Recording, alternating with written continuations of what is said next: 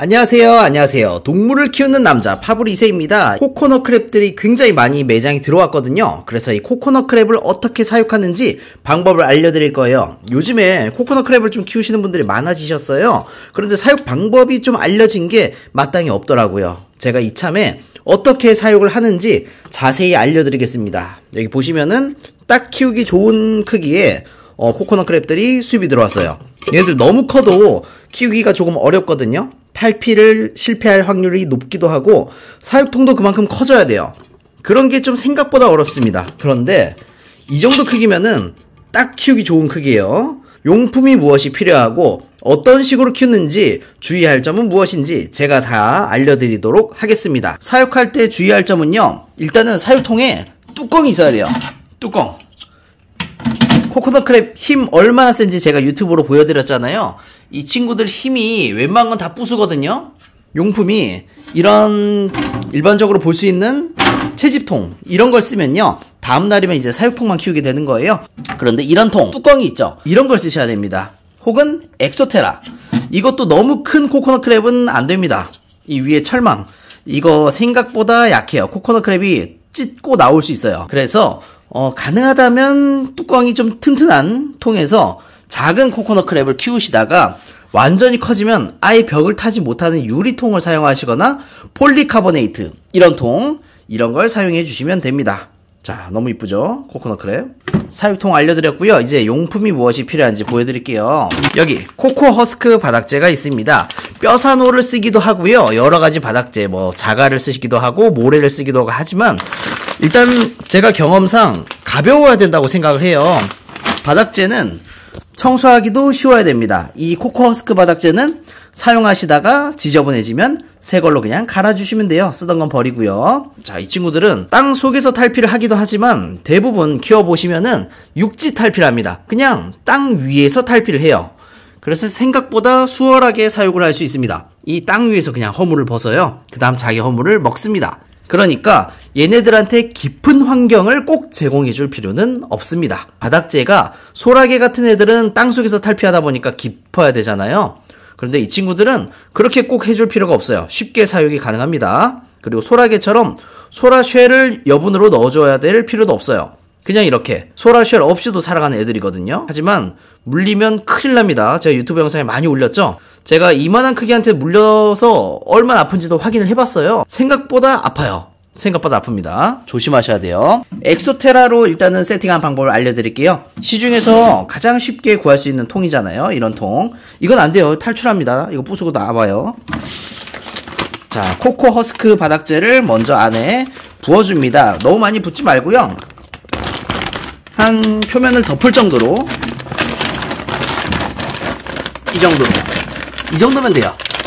그리고 펼쳐주시고요. 그리고 물그릇이 2개가 필요해요. 하나는 담수, 하나는 해수가 필요합니다. 바닷가 인근에서 살아간다고 하지만 해수염이 필요합니다. 서식지에 따라 이런 발색이 다르기도 해요. 이렇게 어두운 발색이 있는 반면에 이런 색을 띠기도 합니다. 신기하죠? 어쨌든 해풍이라고 해서 이 바람에도 해수염, 바다소금이 딸려온단 말이죠. 바닷가 인근에도 해수염이 전달이 됩니다. 그래서 꼭 얘들이 산에 산다고 해서 해수염, 바다소금이 필요 없겠지 생각해야 되는 건 아니에요. 필요합니다. 바로 이거죠.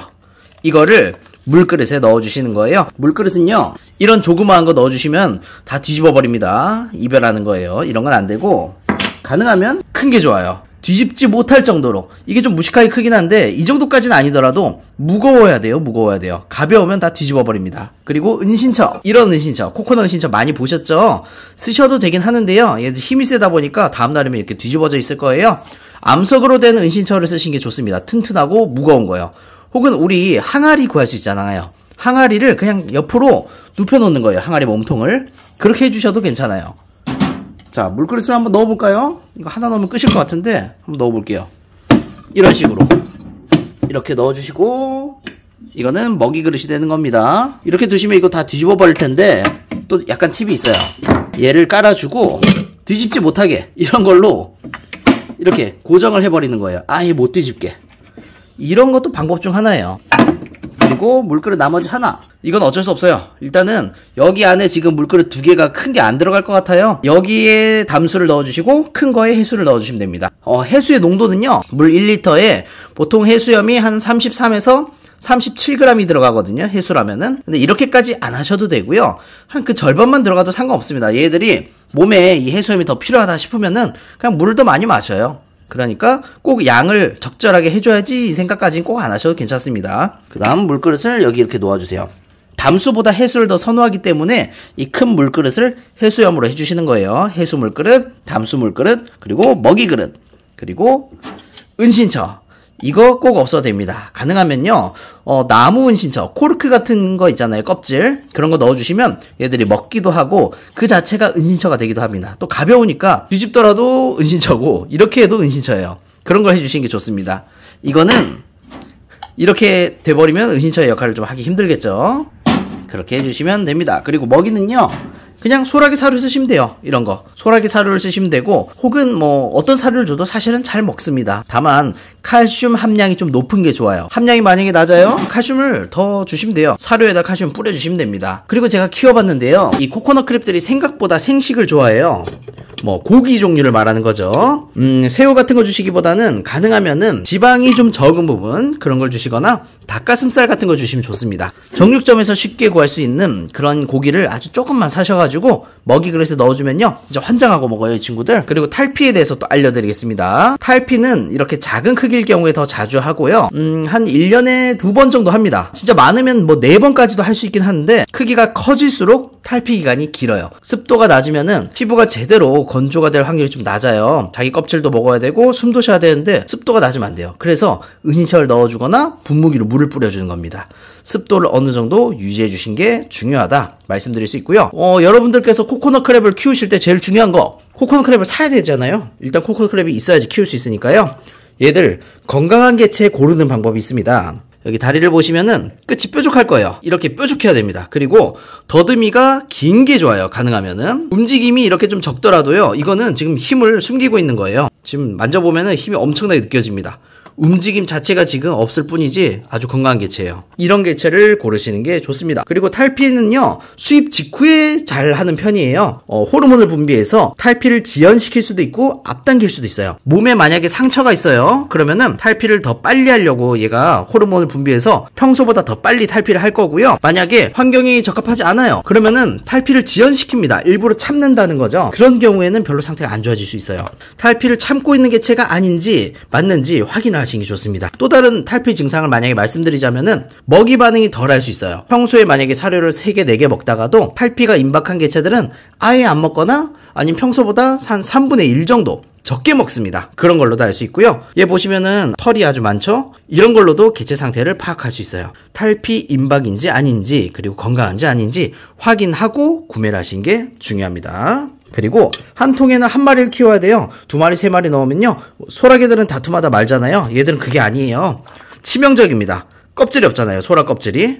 바로 복부를 물리면은 죽을 수 있어요. 조심하셔야 됩니다. 이 정도 크기가 참고로 30에서 100g 사이 정도 크기라고 보시면 되고, 그리고 중요한 거, 스트레스를 주면 안 돼요. 얘네들은요, 아까 말씀드린 것처럼 탈피를 조절할 수 있어요. 호르몬을 분비해서. 이거는 스트레스하고 직결됩니다. 사육 환경에 대한 스트레스가 있을 수 있고, 이렇게 만져가지고 받는 스트레스가 있을 수 있어요. 그래서 우리들은 키워줄 때 환경을 최대한 신경 써서 잘 해주시고, 그 다음부터는 만질 때 개체가 스트레스 받지 않도록 조심조심 만지셔야 돼요. 느릴 것 같죠? 생각보다 빠릅니다. 한번 볼까요? 자, 위협을 느끼잖아요? 뒤로 달려가요. 약간 새우처럼 이렇게 신기하죠? 생각보다 빠릅니다, 이 친구들. 야생에선 더 빨라요. 잡을 때는 방법이 또 있어요. 얘는 너무 작으니까 다른 개체로 보여드릴게요. 이렇게 잡는 것도 뭐 쉬운 방법이긴 해요. 근데 얘가 커지면 좀 잡기 힘들거든요. 얘로 한번 볼까요? 긴 다리 있죠? 손으로 잡아서 이렇게 잡아서 드는 거예요. 이렇게.